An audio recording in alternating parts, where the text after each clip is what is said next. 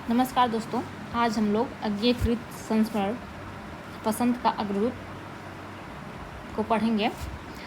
वसंत का अग्रदूत निराला जी पर लिखा गया है, तो चलिए शुरू करते हैं। निराला जी को स्मरण करते हुए एकाएक शांति प्रिय द्विवेदी जी की याद आ जाए, इसकी पूरी व्यंजना तो वही समझ सकेंगे जिन्होंने इन दोनों महान विभूतियों को प्रत्यक्ष देखा था। यानी दोनों महान विभूति यानी शांति प्रिय द्विवेदी और निराला जी। ये औरों ने शांति प्रिय जी का नाम प्रायः सुमित्रानंदन पंत के संदर्भ में लिया है, क्योंकि वास्तव में तो वह पंत जी के ही भक्त थे। लेकिन मैं निराला जी के पहले दर्शन के लिए इलाहाबाद में पंडित वाचस्पति पाठक के घर जा रहा था, तो देहरी पर एक सिकिया पहलवान के दर्शन हो गए।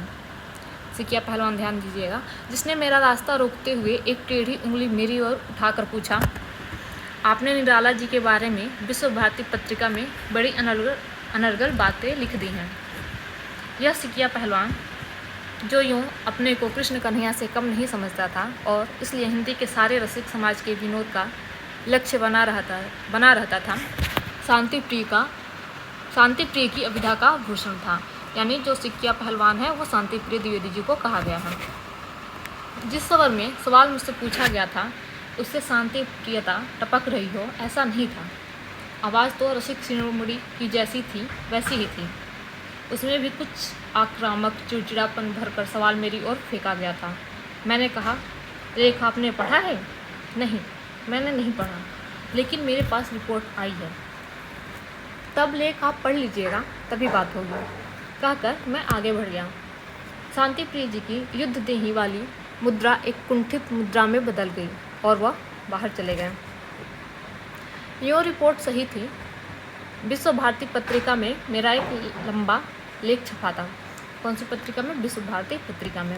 आज यह मानने में मुझे कोई संकोच नहीं है कि उसमें निराला के साथ घोर अन्याय किया गया था। यह बात 1936 की है, जब विशाल भारत में पंडित बनारसी दास चतुर्वेदी निराला के विरुद्ध अभियान चला रहे थे। यो चतुर्वेदी का आक्रोश निराला जी के कुछ लेखों पर ही था, उनकी कविताओं पर उतना नहीं। यानी जो उनका आक्रोश था उनके लेख पर था, निराला जी के कविताओं पर नहीं था। कविता से तो वह बिल्कुल अछूते थे, लेकिन उपहास और विडंबन का जो स्वर चतुर्वेदी जी की टिप्पणियों में मुखर था, उसका प्रभाव निराला जी के समग्र कृतित्व के मूल्यांकन पर पड़ता ही था और मेरी अपरिपक्व बुद्धि पर भी था। मेरी यानी अज्ञेय जी की अपरिपक्व बुद्धि पर। अब यह भी एक रोचक व्यंजना भरा संयोग ही है कि सिकिया पहलवान से पार पाकर मैं भीतर पहुंचा तो वहां निराला जी के साथ एक दूसरे दिग्गज भी विराजमान थे, जिनके खिलाफ चतुर्वेदी जी एक अभियान चला चुके थे। एक चौकी के निकट आमने सामने निराला और उग्र बैठे थे। उग्र के खिलाफ ही उन्होंने कहा था कि इनका पूरा साहित्य घासलेटी साहित्य है, बनारसी दास चतुर्वेदी जी ने। दोनों के सामने चौकी पर अधमरे गिलास रखे थे और दोनों के हाथों में अधजले सिगरेट थे। दोनों यानी निराला और उग्र जी के। उग्र जी से मिलना पहले भी हो चुका था। मेरे नमस्कार को सिर हिलाकर स्वीकार करते हुए उन्होंने निराला से कहा, यह अज्ञेय है। निराला जी ने एक बार सिर से पैर तक मुझे देखा। मेरे नमस्कार के जवाब में केवल कहा, बैठो। मैं बैठने ही जा रहा था कि एक बार फिर उन्होंने कहा, ज़रा सीधे खड़े हो जाओ। मुझे कुछ आश्चर्य तो हुआ, लेकिन मैं फिर सीधा खड़ा हो गया। निराला जी भी उठे और मेरे सामने आ खड़े हुए। एक बार फिर उन्होंने सिर से पैर तक मुझे देखा, मानो तौला, और फिर बोले, ठीक है। फिर बैठते हुए उन्होंने मुझे भी बैठने को कहा। मैं बैठ गया तो मानो स्वागत से स्वर में उन्होंने कहा, डॉल तो रामविलास जैसा ही है। रामविलास, डॉक्टर रामविलास शर्मा। पर उनके गहरे स्नेह की बात मैं जानता था, इसलिए उनकी बात का अर्थ मैंने यही लगाया कि और किसी क्षेत्र में न सही, एक क्षेत्र में तो निराला जी का अनुमोदन मुझे मिल गया है। मैंने यह भी अनुमान किया कि मेरे लेख की रिपोर्ट अभी तक नहीं पहुंची या उन तक नहीं पहुंची या पहुंचाई गई है। निराला जी सामान्य शिष्टाचार की बातें करते रहें, क्या करता हूँ, कैसे आना हुआ आदि। बीच में उग्र जी ने एकाएक गिलास की ओर इशारा करते हुए पूछा, लोगे? मैंने सिर हिला दिया तो फिर कुछ चिढ़ाते हुए स्वर में बोले, पानी नहीं है, शराब है, शराब। मैंने कहा, समझ गया, लेकिन मैं नहीं लेता। निराला जी के साथ फिर इधर उधर की बातें होती रही। कविता की बात न उठाना मैंने भी श्रेयस्कर समझा। थोड़ी देर बाद उग्र जी ने फिर कहा, जानते हो यह क्या है? शराब है, शराब। अपनी अनुभवहीनता के बावजूद तब भी इतना तो मैं समझ ही सकता था कि उग्र जी के इस आक्रामक रवैये का कारण वह आलोचना और भर्त्सना ही है जो उन्हें वर्षों से मिलती रही है। लेकिन उसके कारण वह मुझे चुनौती दें और मैं उसे मानकर अखाड़े में उतरूं, इसका मुझे कोई कारण नहीं दिखा।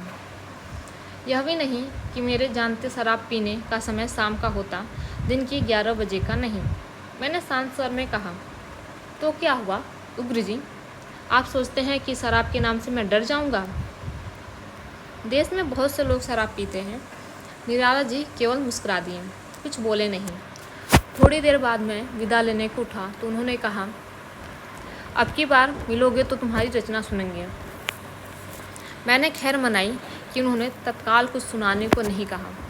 निराला जी, मैं तो यही आशा करता हूँ कि अब की बार आपसे कुछ सुनने को मिलेगा। आशा मेरी ही पूरी हुई। इसके बाद 2-3 बार निराला जी के दर्शन ऐसे ही अवसरों पर हुए जब उनकी कविता सुनने को मिली। ऐसी स्थिति नहीं बनी कि उन्हें मुझसे कुछ सुनने को सूझे और मैंने इसमें अपनी कुशल ही समझी। इसके बाद की जिस भेंट का उल्लेख करना चाहूँगा, उससे पहले निराला जी के काव्य के विषय में मेरा मन पूरी तरह बदल चुका था। वह परिवर्तन कुछ नाटकीय ढंग से ही हुआ। शायद कुछ पाठकों के लिए यह भी आश्चर्य की बात होगी कि वह उनकी जूही की कली अथवा राम की शक्ति पूजा पढ़कर नहीं हुआ, उनका तुलसीदास पढ़कर हुआ।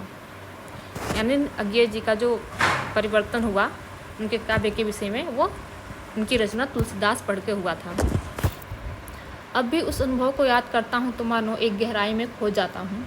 अब भी राम की शक्ति पूजा अथवा निराला के अनेक गीत बार बार पढ़ता हूँ, लेकिन तुलसीदास जब पढ़ने बैठता हूँ तो इतना ही नहीं कि एक नया संसार मेरे सामने खुलता है। उससे भी विलक्षण बात यह है कि वह संसार मानो एक ऐतिहासिक अनुक्रम में घटित होता हुआ दिखता है। मैं मानो संसार का एक स्थिर चित्र नहीं बल्कि एक जीवंत चलचित्र देख रहा हूँ। ऐसी रचनाएं तो कई होती हैं जिसमें एक रसिक हृदय बोलता है। विरले ही रचना ऐसी होती है जिसमें एक सांस्कृतिक चेतना सृजनात्मक रूप से अवतरित हुई हो। तुलसीदास मेरी समझ में ऐसी ही एक रचना है। उसे पहली ही बार पढ़ा तो कई बार पढ़ा। मेरी बात में जो विरोधाभास है वह बात को स्पष्ट ही करता है। तुलसीदास के इस आविष्कार के बाद संभव नहीं था कि मैं निराला की अन्य सभी रचनाएं फिर से न पढ़ूं, तुलसीदास के बारे में अपनी धारणा को अन्य रचनाओं की कसौटी पर कसकर न देखूं। अगली जिस भेंट का उल्लेख करना चाहता हूं, उसकी पृष्ठभूमि में कवि निराला के प्रति यह प्रगाढ़ सम्मान ही था।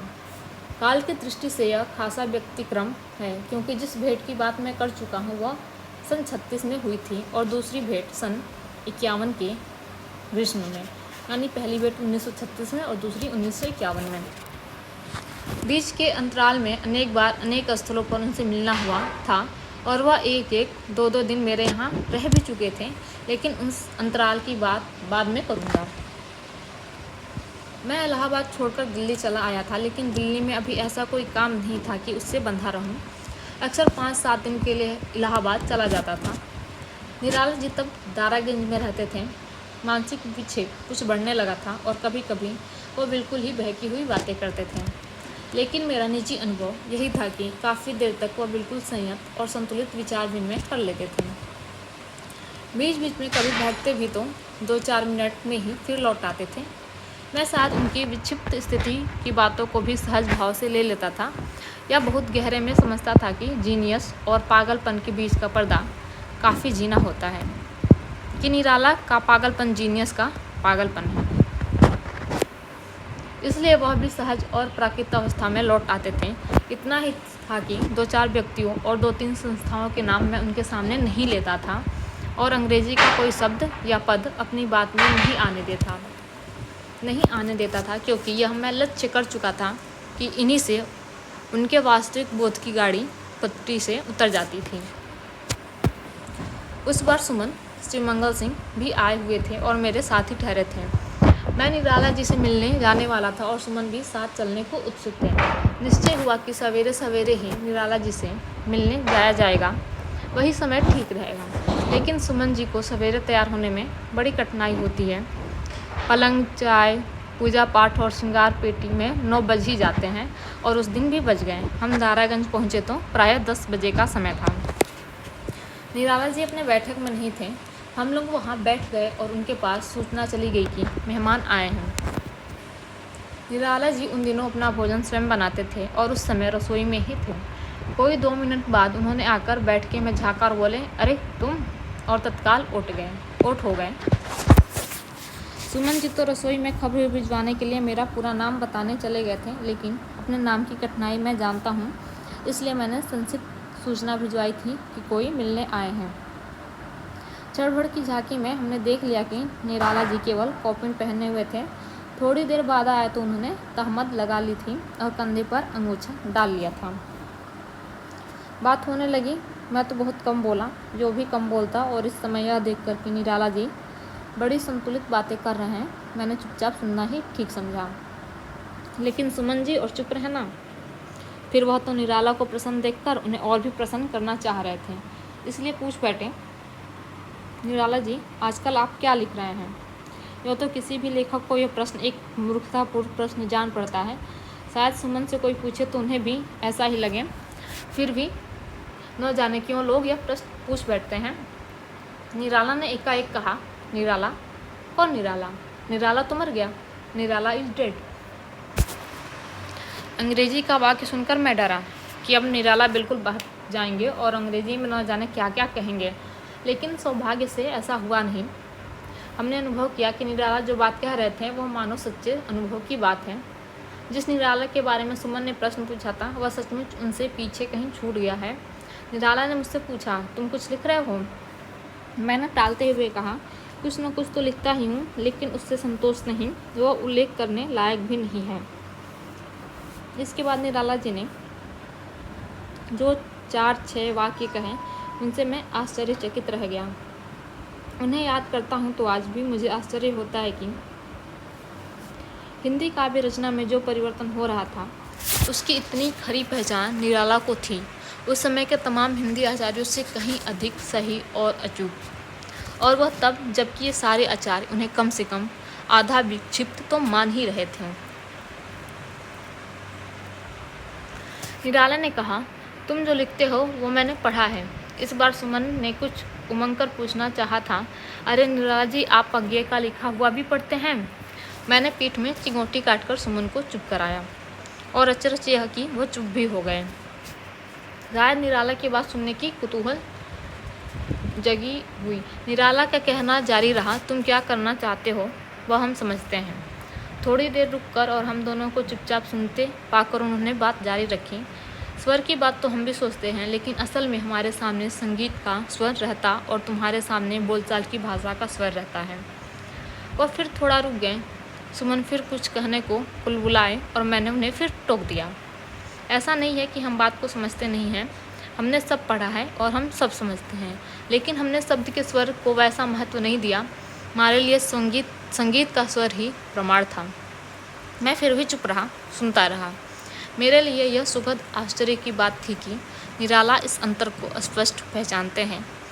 बड़ी तेज़ी से मेरे मन के सामने उनकी गीतिका की भूमिका और फिर सुमित्रानंद पंत के पल्लव की भूमिका दौड़ गई थी। दोनों ही कवियों ने अपने प्रारंभिक काल की कविता की पृष्ठभूमि में स्वर का विचार किया था, यद्यपि बिल्कुल अलग अलग ढंग से। उन भूमिकाओं में यह स्पष्ट था कि निराला के सामने संगीत का स्वर है, कविता के स्वर और ताल का विचार वह संगीत की भूमि पर खड़े होकर ही करते हैं, जबकि स्वर और स्वर मात्रा के विचार में पंत के सामने संगीत का नहीं, भाषा का ही स्वर था। और संगीतिका के विचार में भी वह व्यंजन संगीत से हटकर स्वर संगीत को वरीयता दे रहे थे। इस दृष्टि से कहा जा सकता है कि पल्लव के पंत गीतिका के निराला से आगे या अधिक आधुनिक थे, लेकिन जिस भेद का उल्लेख मैं कर रहा हूँ उसमें निराला का स्वर संवेदन कहीं आगे था, जबकि उस समय तक पंत अपनी प्रारंभिक स्थापनाओं से न केवल आगे नहीं बढ़े थे बल्कि कुछ पीछे ही हटे थे और पीछे ही हटते गए। उस समय का नए से नया कवि भी मानने को बाध्य होता कि अगर कोई पाठक उसके स्वर से स्वर मिलाकर उसे पढ़ सकता तो वो आदर्श सहृदय पाठक निराला ही है।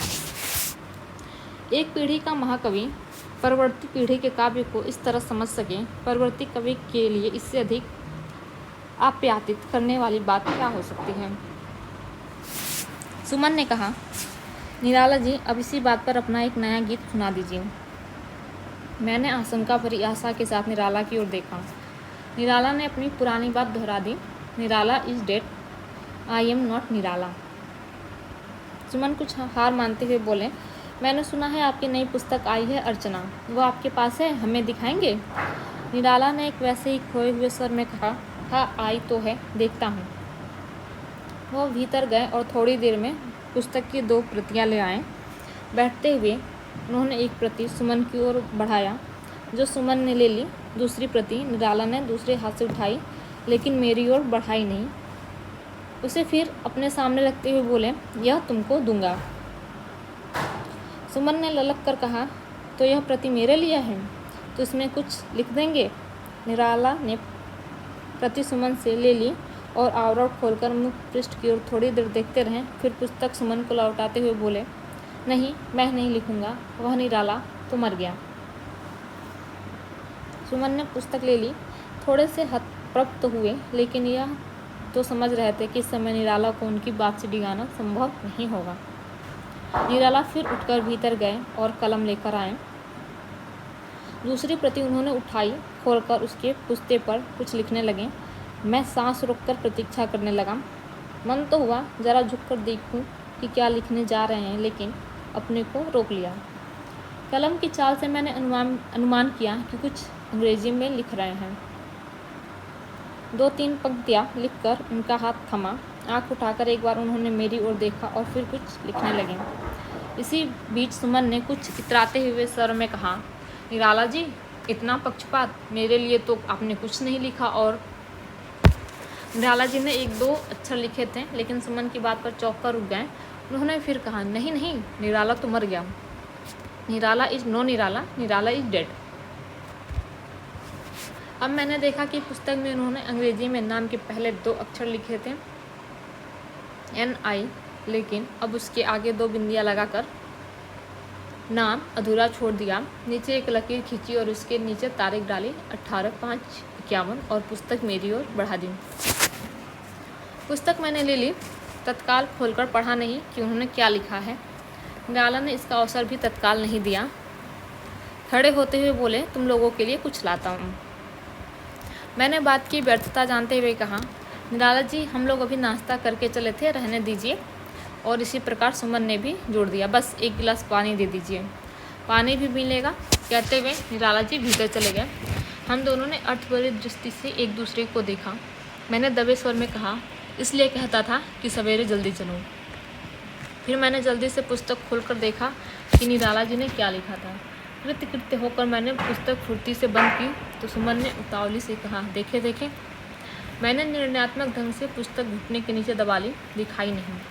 घर पहुंचकर भी देखने का काफ़ी समय रहेगा। इस बीच निराला एक बड़ी बाटी में कुछ ले आए और हम दोनों के बीच बाटी रखते हुए बोले, लो खाओ, मैं पानी लेकर आता हूँ। और फिर भीतर लौट गए। बाटी में कटहल की भुजिया थी। बाटी में ही सफाई से उसके 2 हिस्से कर दिए गए थे। निराला के लौटने तक हम दोनों रुके रहे। यह कलेश हम दोनों के मन में था कि निराला जी अपने लिए जो भोजन बना रहे थे वह सारा का सारा उन्होंने हमारे सामने परोस दिया और अब दिन भर भूखे रहेंगे। लेकिन मैं यह भी जानता था कि हमारा कुछ भी कहना व्यर्थ होगा। निराला का आतिथ्य ऐसा ही है, ऐसा ही जालिम आतिथ्य है। सुमन ने कहा, निराला जी आप? हम क्या? निराला जी आप नहीं खाएंगे तो हम भी नहीं खाएंगे। निराला जी ने एक हाथ सुमन की गर्दन की ओर बढ़ाते हुए कहा, खाओगे कैसे नहीं, हम गुद्दी पकड़ कर खिलाएंगे। सुमन ने फिर हट करते हुए कहा, निराला जी, लेकिन निराला जी यह तो आपका भोजन था, अब क्या आप उपवास करेंगे? निराला ने स्थिर दृष्टि से सुमन की ओर देखते हुए कहा, तो भले आदमी, किसी से मिलने जाओ तो समय असमय का विचार भी तो करना होता है। और फिर थोड़ा घुड़क कर बोले, अब आए हो तो भुगतो। हम दोनों ने कटहल की वो भुजिया किसी तरह गले से नीचे उतारी। बहुत स्वादिष्ट बनी थी, लेकिन उस समय स्वाद का विचार करने की हालत हमारी नहीं थी। जब हम लोग बाहर निकले तो सुमन ने खिन्न स्वर में कहा, भाई यह तो बड़ा अन्याय हो गया। मैंने कहा, इसलिए मैं कल से कह रहा था कि सवेरे जल्दी चलना है, लेकिन आपको तो श्रृंगार पट्टी से और कोल्ड क्रीम से फुर्सत मिले तब तो। नाम सुमन रख लेने से क्या होता है, अगर सवेरे सवेरे सज खिल भी न सके। यूँ हम लोग लौट आए। घर आकर फिर अर्चना की मेरी प्रति खोलकर हम दोनों ने पढ़ा। निराला ने लिखा था, to Agyeya the poet writer and novelist in the foremost rank and I ... 18/5/51। सन 36 और सन 51 के बीच, जैसा मैं पहले कह चुका हूँ, निराला जिससे अनेक बार मिलन हुआ। उनके तुलसीदास का पहला प्रकाशन 1938 में हुआ था और मैंने उनकी रचनाओं के बारे में अपनी धारणा के आमूल परिवर्तन की घोषणा रेडियो से जिस समीक्षा में की थी, उसका प्रसारण शायद 1940 के आरंभ में हुआ था। मेरठ में हिंदी साहित्य परिषद के समारोह के लिए मैंने उन्हें आमंत्रित किया तो आमंत्रण उन्होंने सहर्ष स्वीकार किया और मेरठ के प्रवास में वो कुछ समय श्रीमती होमवती देवी के यहाँ और कुछ समय मेरे यहाँ ठहरे। होमवती जी उस समय परिषद की अध्यक्षता भी थी और निराला जी को अपने यहाँ ठहराने की उनकी हार्दिक इच्छा थी। जिस बंगले में वह रहती थी उसके अलावा एक और बंगला उनके पास था जो उन दिनों आधा खाली था और निराला जी के वहीं ठहरने की व्यवस्था की गई। वह बंगला होमवती जी के आवास से सटा हुआ होकर भी अलग था, इसलिए सभी आश्वस्त थे कि अतिथि अथवा आतिथ्य को कोई असुविधा नहीं होगी। यूँ थोड़ी चिंता भी थी कि होमवती जी के परम वैष्णव संस्कार निराला जी की आदतों को कैसे संभाल पाएंगे। मेरा घर वहाँ से 3 फर्लांग दूर था और छोटा भी था। सुमन, प्रभाकर माचवे और भारत भूषण अग्रवाल को मेरे यहाँ ठहरने का निश्चय हुआ था। होमवती जी ने श्रद्धापूर्वक निराला जी को ठहरा तो लिया, लेकिन दोपहर का भोजन उन्हें कराने के बाद वह दौड़ी हुई मेरे यहाँ आई। भाई जी, शाम का भोजन क्या होगा? लोग तो कह रहे हैं कि निराला जी तो शाम को शराब के बिना भोजन नहीं करते और भोजन भी मांस के बिना नहीं करते। हमारे यहाँ तो यह सब नहीं चल सकता और फिर अगर हम उधर अलग इंतजाम करें भी तो लाएगा कौन और संभालेगा कौन? यह घटनाएं होने वाली है इसका हमें अनुमान तो था, लेकिन होमवती जी के उत्साह और उनकी स्नेह भरी आदेशना के सामने कोई बोला नहीं था। उन्हें तो किसी तरह समझा बुझाकर लौटा दिया गया कि हम लोग कुछ व्यवस्था कर लेंगे, उन्हें इसमें नहीं पड़ना होगा। संयोजकों में शराब से परिचित कोई न हो ऐसा तो नहीं था। शाम को एक गद्दा निराला जी की सेवा में पहुंचा दिया गया और निश्चय हुआ कि भोजन कराने भी उन्हें सदर के होटल में ले जाया जाएगा। इधर हम लोग शाम का भोजन करने बैठे ही थे कि होटल से लौटते हुए निराला जी मेरे यहाँ आ गए। मैं दूसरी मंजिल पर रहता था। पता लगा कि उन्होंने ही सीधे बंगले पर न लौटकर मेरे यहाँ आने की इच्छा प्रकट की थी। सुरूर की जिस हालत में वह थे उससे मैंने यह अनुमान किया कि ऐसा निराला जी ने इसलिए किया होगा कि वह उस हालत में होमवती जी के सामने नहीं पड़ना चाहते थे। मैंने दूसरे अवसरों पर भी लक्ष्य किया था कि ऐसे मामलों में उनका शिष्ट आचरण का संस्कार बड़ा प्रबल रहता था, लेकिन यहाँ पर भी मेरी बहन अतिथियों को भोजन करा रही थी। इससे निराला जी को थोड़ा असमंजस हुआ। वह चुपचाप एक तरफ खाट पर बैठ गए। हम लोगों ने भोजन जल्दी समाप्त करके उनका मन बहलाने की कोशिश की, लेकिन वह चुप ही रहे। एक आध बार से अधिक कुछ बोले नहीं। उनसे जो बात करता उसकी ओर एकटक देखते रहते, मानो कहना चाहते हो हम जानते हैं कि हमें बहलाने की कोशिश की जा रही है, लेकिन हम बहलेंगे नहीं। एकाएक निराला ने कहा, सुमन इधर आओ। सुमन जी उनके समीप गए तो निराला ने उनकी कलाई पकड़ ली और कहा, चलो। कहाँ निराला जी? घूमने। सुमन ने बेबसी से मेरी ओर देखा। वह भी जानते थे कि छुटकारा नहीं है और मैं भी समझ गया कि बहस व्यर्थ होगी। नीचे उतरकर मैं एक बढ़िया सा टांगा बुला लाया। निराला जी सुमन के साथ उतरे और उस पर आगे सवार होने लगे तो टांगे वाले ने टोकते हुए कहा, सरकार, घोड़ा डब जाएगा, आप पीछे बैठे और आपके साथी आगे बैठ जाएंगे। निराला जी छर ही भर ठिठके, फिर अगली तरफ ही सवार होते हुए बोले, ये पीछे बैठेंगे? टांगा दबाव होता है तो तुम भी पीछे बैठकर चलाओ, नहीं तो रास हमें दो, हम चलाएंगे। टांगे वाले ने एक बार सबकी ओर देखकर हुक्म मारना ही ठीक समझा। वह भी पीछे बैठ गया। रास उसने नहीं छोड़ी। पूछा, कहाँ चलना होगा सरकार? निराला जी ने उसी आज्ञापूर्ण भरे स्वर में कहा, देखो 2 घंटे तक यह सवाल हमसे मत पूछना। जहाँ तुम चाहो लेते चलो, अच्छी सड़कों पर सैर करेंगे। 2 घंटे बाद इसी जगह पहुँचा देना, पैसे पूरे मिलेंगे। टांगे वाले ने कहा, सरकार, और टांगा चल पड़ा।